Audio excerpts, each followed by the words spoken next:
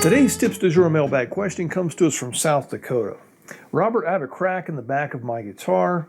I believe I know how to repair it, but I am concerned about keeping the pieces level as I glue them. Can you recommend a way of doing this? Richard in South Dakota. Well, Richard, that can be a problem. If you have a crack, keeping those two pieces aligned as you glue them can sometimes be an issue. However, I've got a guitar on the bench right now that has exactly that problem. Let me show you how I'm going to repair it.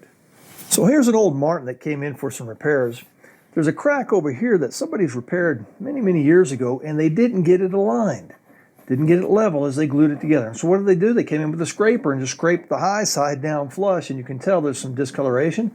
Also, it's very thin in that area. So I'm going to attempt to open that crack back up and do it properly. Also, there's a couple cracks over here that I need to repair, and I'm going to have that same issue. I got to keep these things aligned. Normally, I would come in with a piece of acrylic and a magnet over the top and a magnet underneath with a cleat on it, and those, with the pressure from the outside and from the inside, would help keep everything aligned. However, this guitar presents another problem. It's way down here in the lower bout. How am I going to get in there? So I'm going to start by drilling a couple of very small holes right in the center of the crack. Now, if the crack is already open, then you already have a way in there. This one's not open yet. So I'm just going to drill a very small hole. And these holes are very easily filled once the repair is done. Let's do one there. Let's do another one here. Everywhere you want to put a cleat underneath there, I'm going to drill a hole. Next, I'm going to take an old guitar string and place it through that very small hole that I've drilled. Feed it into the guitar and come out through the sound hole. With the guitar string fished out through the sound hole, I'm now going to take a cleat that I've prepared and place it onto the end of the guitar string. Next, I'm going to take a piece of plastic that has a whole bunch of letters from the alphabet in front of the name that I can never remember and place it onto the guitar string.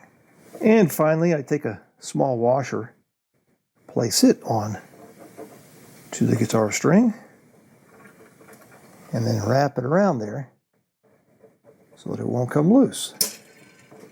So by now, I think you've figured out the game here. I'm going to place a little bit of glue onto my cleat. That then gets put into the sound hole from the backside. I pull the string and it pulls it up tight right into position where I need it. Now, since this is an old 1907 Martin, I'm going to use fish glue, which would be similar to the high glue that was used in the period that this guitar was made. So now I just gently pull the guitar string and fish that cleat right into position, right like that. So that addresses the problem of how to get into the back end of the guitar. It does not address on how to keep these things level as I'm gluing. Now, either I become a human clamp and hold everything in place while it dries, or I figure something out. I figured something out. I've made myself a contraption here out of some of that plastic that has a whole bunch of letters in front of it for the name, and then put an old guitar tuner in there.